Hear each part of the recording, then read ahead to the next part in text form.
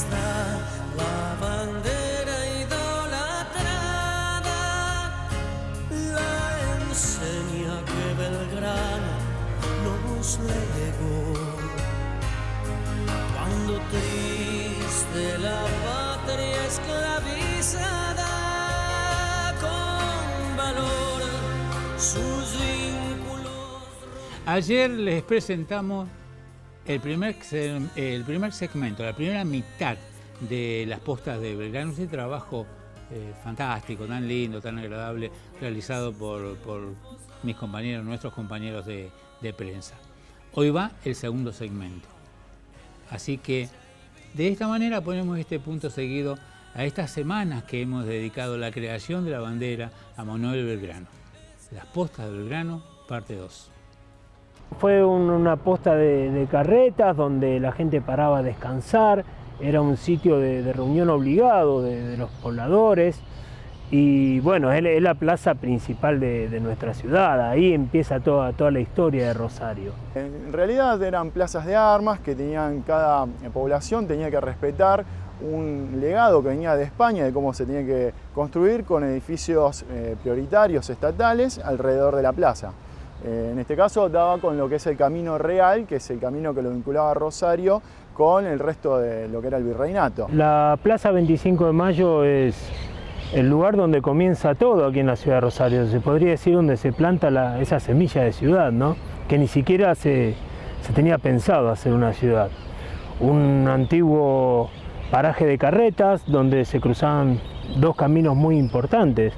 El Camino Real, hoy calle Buenos Aires, que iba directamente a Buenos Aires, y el camino que iba a la ciudad de Córdoba, hoy calle Córdoba, ¿no? Allí los viajeros pasaban, descansaban y eso fue lo que ayudó a que se vayan instalando pequeños puestos de comercio. Allí comienza toda la historia de la ciudad al construirse un pequeño oratorio que lo construyeron las hijas de Luis Romero de Pineda, el primer capitán español, como una especie de adelantado que era dueño de estas tierras. Y bueno, ese oratorio empezó a ser el epicentro donde la gente pasaba, descansaba, rezaba. Más tiempo después, Santiago Montenegro compra esos terrenos y dona lo que es hoy la manzana de la Plaza de Mayo, que se conocía como Plaza Mayor, para que se use justamente como eso, como plaza principal. Dijimos que en un principio se llamaba Plaza Mayor, toma el nombre de Plaza 25 de Mayo en 1852, cuando se la nombra Rosario ciudad, y también en ese año es cuando se abre el puerto y llegan muchísimos inmigrantes. Imaginémonos que en estas calles se escuchaban cualquier idioma del mundo, el que se puedan imaginar, había gente hablando esos idiomas. Hoy, la Plaza 25 de Mayo une el centro con el Monumento a la Bandera. Ubicada frente al Palacio Municipal, la Iglesia Catedral y el Correo Argentino, también es testigo del Museo Decorativo Firma y Odilo Esteves y del Consulado de España. Lugar de encuentro, de reclamos y de pedido de justicia de las madres de Plaza de Mayo, siempre fue y será testigo de hechos trascendentes. Hoy en día en esta plaza, en su centro, está un monumento a la Constitución Nacional, hecho por el arquitecto Isola, y donde en la cima de este monumento está la Libertad mirando hacia el río Paraná. Estuvo el cuerpo de Sarmiento cuando se lo trajo desde Paraguay, el primer cine público al aire libre se hizo ahí en la plaza, o sea que todas las reuniones sociales, las manifestaciones se hacían ahí enfrente. Y, por ejemplo, también, por supuesto, las manifestaciones religiosas. De ahí salían las peregrinaciones de la Virgen del Rosario, lo sigue haciendo. Durante la Revolución Radical hubo tiroteos, desde lo que es el Palacio Municipal a lo que era el edificio del Correo, así que ocurrieron muchísimas cosas históricas.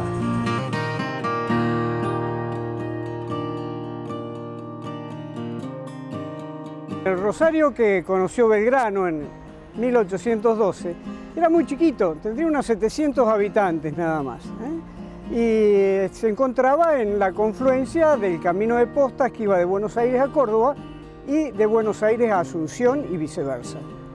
Entonces, el poblado se había nucleado en derredor de una pequeña capilla dedicada a Nuestra Señora del Rosario, que está exactamente en el lugar que hoy se encuentra la iglesia catedral, donde nos encontramos nosotros en la ciudad de Rosario, que en aquel entonces no se llamaba ciudad de Rosario, sino que era un simple poblado que tenía por nombre Capilla del Rosario. Este lugar, obviamente, que fue el lugar donde nació la ciudad. Este sitio, ahora en 1700, que nació aproximadamente, se dice, la primera parroquia en 1730, ¿no? Fue creada. Es decir, que estamos cerca de cumplir los 300 años de la primera capilla. La iglesia era muy pequeña, era de adobe, tenía techo de tejas en aquel entonces y era muy sencilla.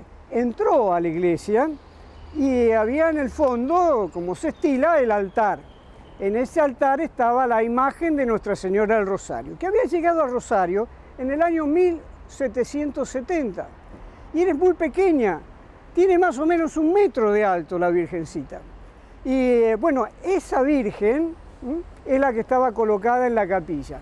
Y sabemos que él venía aquí, obviamente que no era este templo que tenemos ahora, a principios de las primeras décadas de 1800, pero sí ya estaba la imagen venerada histórica de la Virgen del Rosario, que es de finales del siglo XVIII. Entonces sabemos que Belgrano era una persona creyente, que practicaba la fe católica, así que sabemos que venía a misa, que rezaba frente a la imagen de la Virgen del Rosario, y obviamente que este lugar en aquel entonces era el centro de la vida no solamente religiosa, sino social, civil. La gente se congregaba acá. Y otro dato también importante, que acá en este mismo lugar comenzó a existir con los primeros curas párrocos la primera escuela. En ese punto yo creo que Belgrano habría estado contento al constatar esto, porque ustedes saben que él bregó mucho por la educación, ¿no es cierto? En ese punto me parece que ese es uno de los puntos neurálgicos también de toda la obra de Belgrano. Él concebía el progreso en base a la educación. Dentro de la iglesia se enterraban a los deudos, y lo que se toma por resolución de Belgrano siempre fue una persona que iba mejorando cada vez que pasaba por algún lugar, y toma la decisión, como representante que tenía del poder estatal, de la Junta en este caso, decir que se toma un lugar apartado, un cementerio, para empezar a hacer lo que serán los entierros, por una cuestión de salubridad. Es una mejora a la condición social, a cómo se vivía. Este lugar, obviamente, que fue el lugar donde nació la ciudad. Este sitio, ahora en 1700, que nació aproximadamente, se dice, la primera parroquia en 1730, ¿no? Fue creada. Es decir, que estamos cerca de cumplir los 300 años de la primera capilla. Por ejemplo, en el templo hay varios símbolos que nos hablan de Belgrano. Por un lado, el vitró que está acá en el ingreso, que se ve perfectamente cuando el padre Navarro bendecía la enseña patria. Después está también la imagen de la Virgen de la Merced, era otra devoción. Él era muy devoto de la Virgen María, de dos advocaciones fundamentalmente. De la Virgen del Rosario, porque es la devoción de los padres dominicos y él nació cerca del convento, y es nuestra imagen, la Virgen del Rosario, y también la imagen tenía devoción por la Virgen María en la advocación de Nuestra Señora de la Merced, que también acá hay una de las imágenes de la Virgen María que podemos apreciar en el templo, es de la Virgen de la Merced. Porque Rosario nació acá en torno a la imagen de la Virgen, y es por eso que tomó el nombre de la Virgen. Rosario viene de la Virgen del Rosario.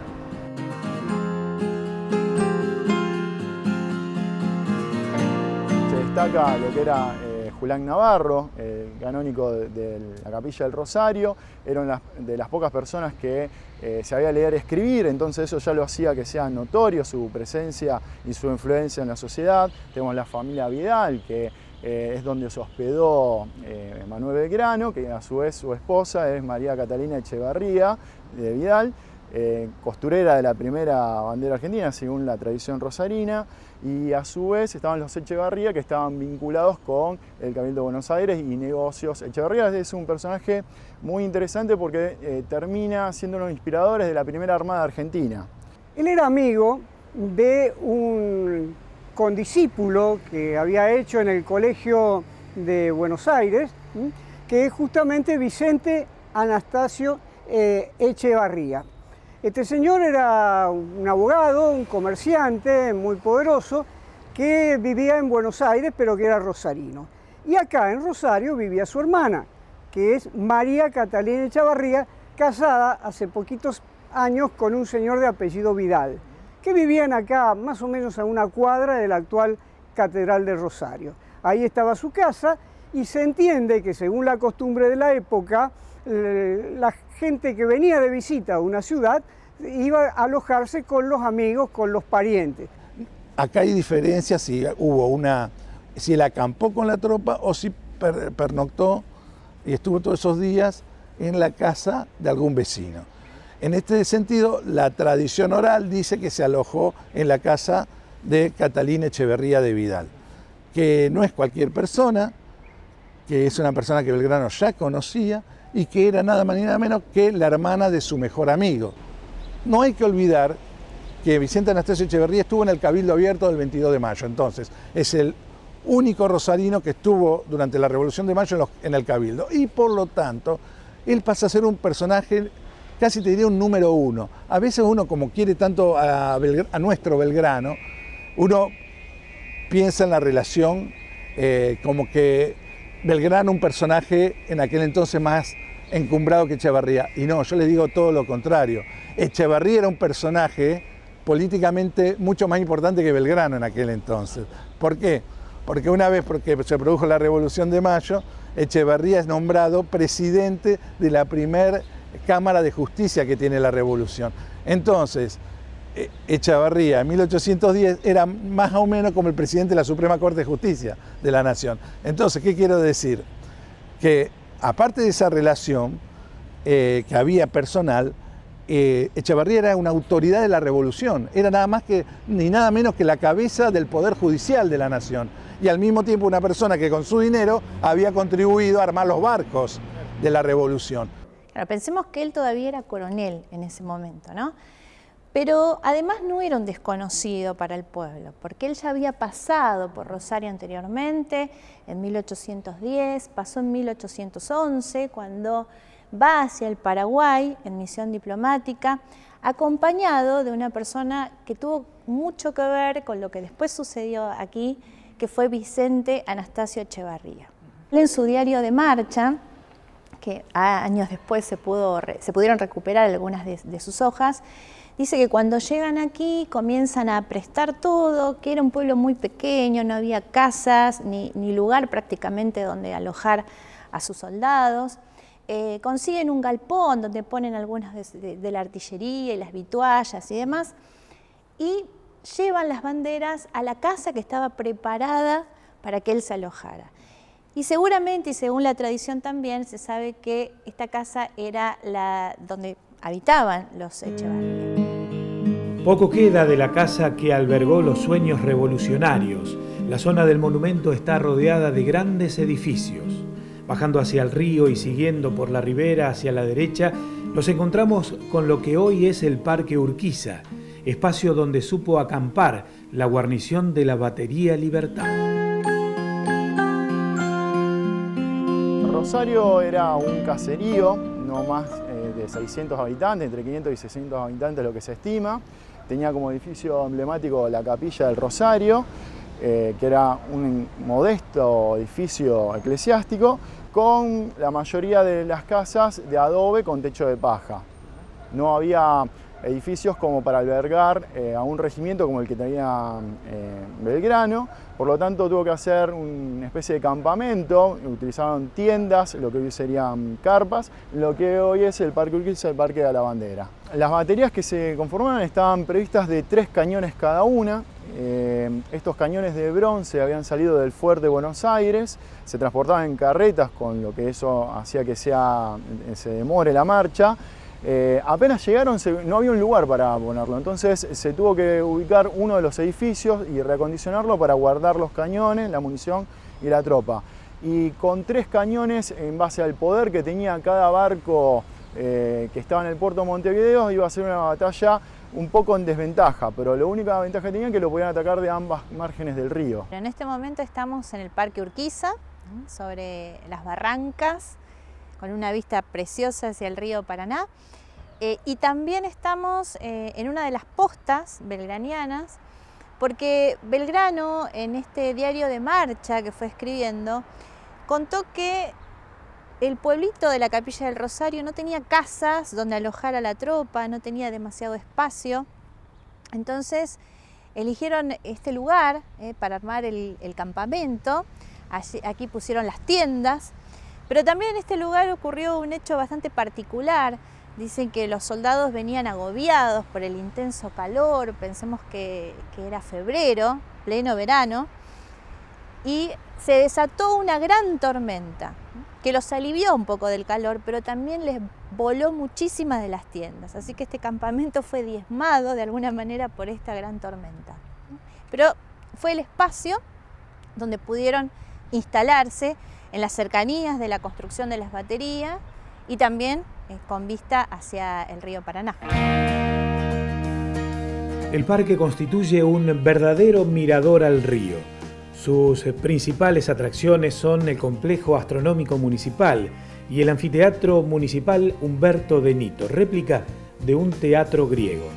Además de una gran extensión de parque, se encuentra el Centro Audiovisual Rosario, canchas de deporte y juegos infantiles. A metros del lugar, el 27 de febrero de 1812, Belgrano enarboló por primera vez nuestra bandera.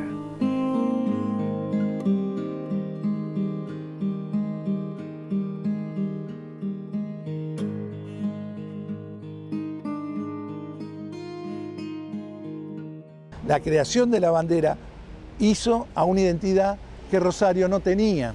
En Belgrano primero destaca lo que es la necesidad de la utilización de una divisa que distinga a lo que es el bando patriota del bando realista, y se genera la escarapela nacional, que es blanca con el centro celeste. Así que el 18 de febrero el gobierno le da la autorización para que él y sus soldados pudieran utilizar estas escarapelas.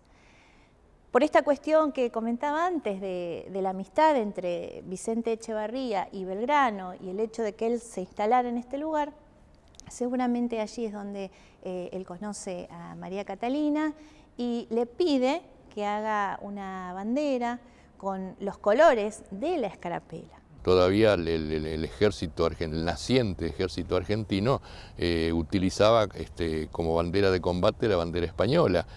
Y era una cosa sin sentido, porque el ejército argentino combatiendo a los españoles con su propia bandera, ¿no? Entonces, si uno toma esa escarapela y le corta el hilván con la que está fruncida, entonces la despliega y nos queda lo que entendemos es la forma original de la bandera. Blanca arriba, celeste abajo, en dos franjas. Comprobando esto, en 1815 a Belgrano le pintan un retrato en la ciudad de Londres. Él había ido ahí con misión diplomática enviado por el gobierno. Y en ese retrato, que es muy conocido, se lo ve a Belgrano en traje de civil y al costado se alcanza a ver una batalla. Y en la miniatura que está representada esa batalla se ven dos banderas que son así, blanca arriba y celeste abajo. En 1801 se da un conflicto entre las coronas de España y Portugal que se denominó el conflicto de las naranjas, que si bien se dio en la península ibérica, tuvo repercusión en América y en Asia.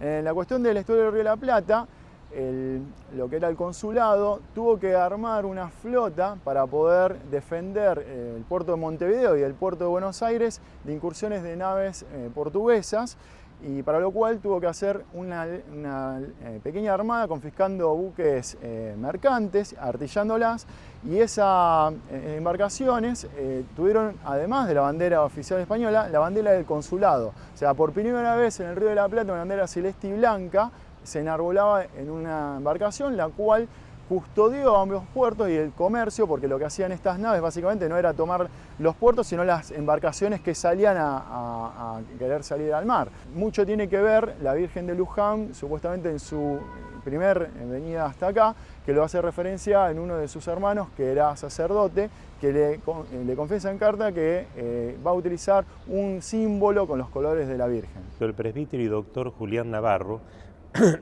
que todos afirman que sería el sacerdote al cual él pidió la bendición de la primera enseña patria, ¿no? Incluso si ustedes entran aquí actualmente en la iglesia catedral, van a ver que en la parte de adelante hay un vitró muy lindo, acá lo estoy viendo en este momento, donde está Belgrano con su tropa y mucha gente de acá de la ciudad enarbolando la bandera y el cura Navarro bendiciéndola.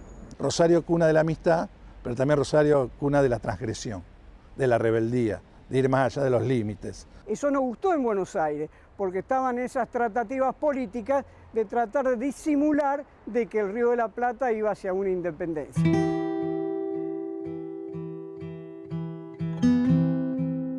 Este es un lugar icónico para Rosario, pero es un lugar muy importante para todos los argentinos. Es muy raro quien pase por estas costas y no venga a visitar el Monumento a la Bandera.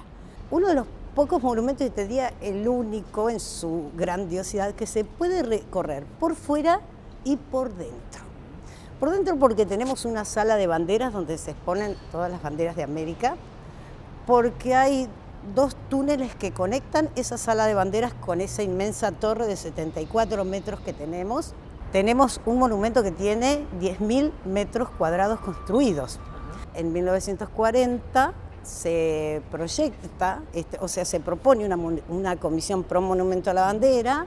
Hay un concurso donde intervienen arquitectos. Gana el proyecto Ángel Guido y Alejandro Bustillo, aunque Bustillo se retira muy pronto, no se sabe por qué.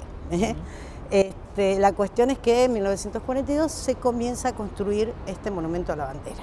En 1957 se inaugura el monumento a la bandera y 40 años después, 1997, se da cumplimiento a un viejo sueño de Ángel Guido, que era un nexo entre el monumento a la bandera y la plaza 25 de Mayo. ¿Qué encontramos en ese pasaje? Debajo de esa rampa hay un espejo de agua, que en este momento por cuestiones de reparaciones está seco, pero en ese espejo de agua se emplazan 10 esculturas de Lola Mora que quedaron de ese monumento a la bandera inconcluso, de Lola Mora. Para un rosarino, la bandera pienso que hace a su identidad fundamentalmente, porque desde muy chico tuvo delante suyo un ícono de toda esta gesta que fue el Monumento Nacional a la Bandera. Un monumento que está presente en la imagen, en la retina de todos nosotros, porque su inauguración en 1957 hasta el presente acompañó a varias generaciones de rosarinos. Es decir, ¿quién no corrió por la escalinata siendo chico del monumento? ¿Quién no asistió a algún acto, a alguna representación teatral, musical? El Monumento Nacional a la Bandera pasó a ser un foro de encuentro de los rosarinos. La ciudadanía va tomando este espacio y acá tenemos fechas o momentos muy importantes. Acá el Papa Juan Pablo II estuvo aquí en el monumento. También, desde Mercedes Sosa hasta Horacio Guaraní, grandes fiestas, pero también acá se protesta.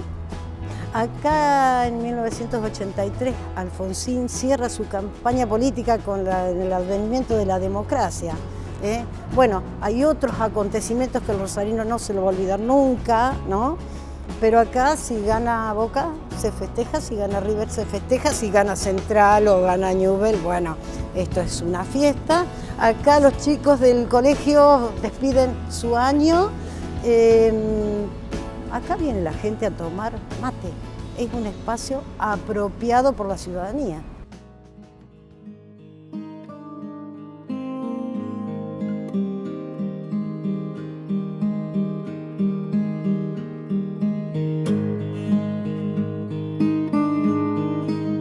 Malvinas es parte de la Argentina.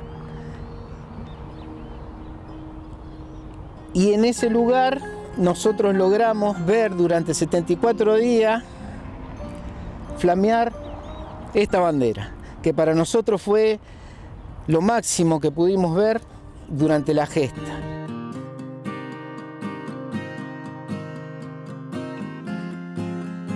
Nos encontramos, como bien vos decís, en un lugar donde por primera vez se enarboló la bandera nacional por el general Belgrano y le pidió juramento a sus soldados para defenderla hasta perder la vida. Juramento que nosotros los veteranos de Malvinas cumplimos en el año 1982. Ese juramento para nosotros es muy importante, porque esta bandera que nos cobija nos señala el lugar a donde tenemos que apuntar, estar unidos, ser solidarios y defenderla.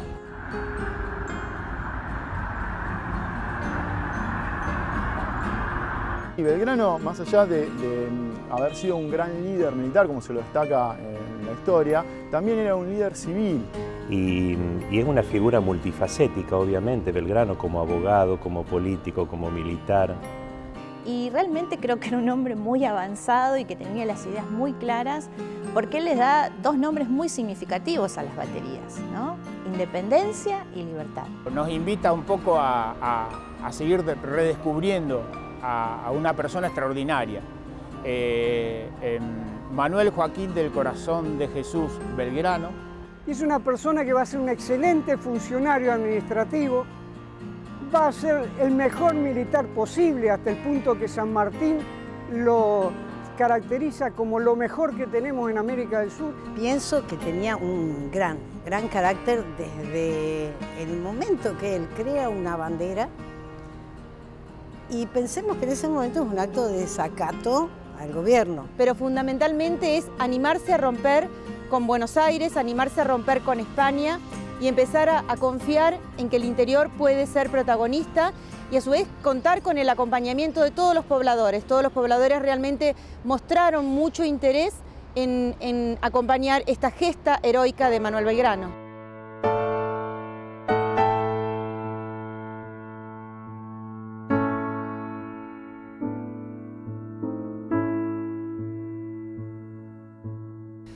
Los pasos de Belgrano y sus postas dejaron una huella, un símbolo, cimiento para la construcción de un país.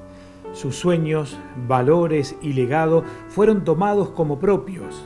Hoy su creación nos cobija a todos bajo los mismos colores. Belgrano es de Rosario.